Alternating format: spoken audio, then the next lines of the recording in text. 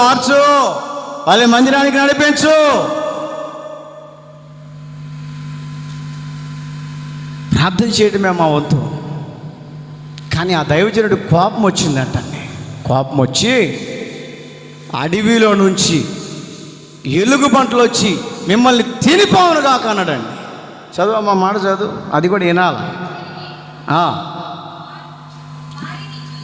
వారిని చూచి యెహోవా నామమును బట్టి వారిని శపించెను. 2 ఆడ ఎలుగు పంటలు వచ్చి అడవిలో నుంచి వచ్చి 42 పిల్లలందరినీ చీల్చి తినేసినాయి అంట. నేను చెప్తున్న మాటగా బైబిల్ చెప్తుంది. దేవుని సావుకునికి వ్యతిరేకంగా లేస్తే ఏ